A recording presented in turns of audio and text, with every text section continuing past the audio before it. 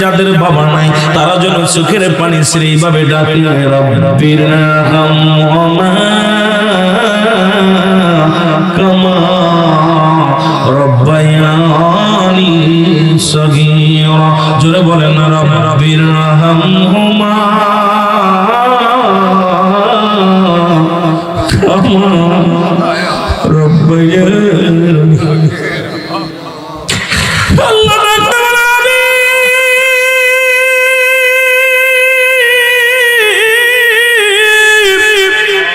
আপনার সাহাবীদের কাছে জানা দেন এইভাবে ডাকে আমার রব, আমার প্রতিপালক, আমার আল্লাহ, আমার পিতামাতার সগীরা গুনাহ মাফ করে দাও, কবিরা গুনাহ মাফ করে দাও, জানা গুনাহ মাফ করে দাও, জানা গুনাহ মাফ করে দাও। আর আমার পিতামাতার তুমি রহমতের কোলে তুলে তুলে। আজকে যাদের মা নাই, যাদের বাবা নাই, আজকে যারা মারে হারাইলাম, বাবারে হারাইলাম, এ যুবক বন্ধু, আমিও তুমিও একদিন মা বাবা হওয়া, তোমার সন্তানেরাও কাঁদবে। আজকে মা বাবা পায়া যারা হারাইলা, বাবারে পায়া হারাইলা, এমন করে পারলাম না, এত বড় নিয়ামত পায়া তারা হারাইলাম। আল্লাহ এই দুনিয়ার মধ্যে যাদের মা বাবা জিন্দা তাদেরকে তুমি দয়া করে কবুল করে নাও। মা বাবার জিন্দেগির গুনাহ তুমি মাফ করে দাও, সন্তানের গুনাহগুলো মাফ করে দাও। জোরে জোরে সিল্লা বলা যাবে না আল্লাহু আকবার। একটু মহব্বতের সঙ্গে দুরূদ শরীফ পড়েন আল্লাহুম্মা। এ দুনিয়ার মুসলমান গভীর মনোযোগ,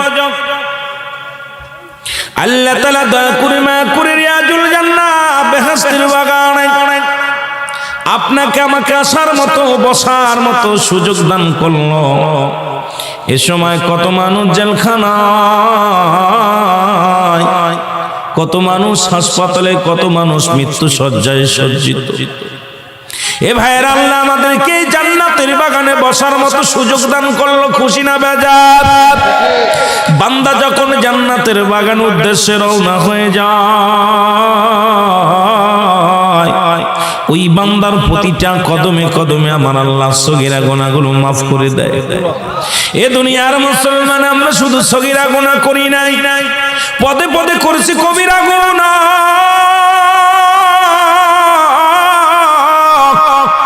নামাজ ছেড়ে দিয়া কবিরা গুনাহ, বাজানরে মিথ্যা বলা কবিরা গুনাহ, বেগানা মহিলার সঙ্গে দেখা দিয়া কবিরা গুনাহ, বেগানা পুরুষের সঙ্গে দেখা দিয়া কবিরা গুনাহ। আজকে এই গুনার মধ্যে জড়িত আছি।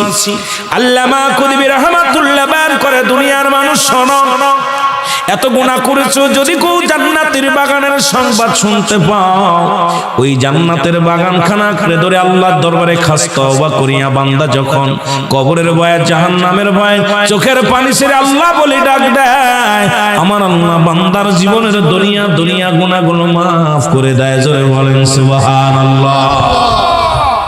এটা সুযোগ আছে, হায় হায় একটা সুযোগ আজকে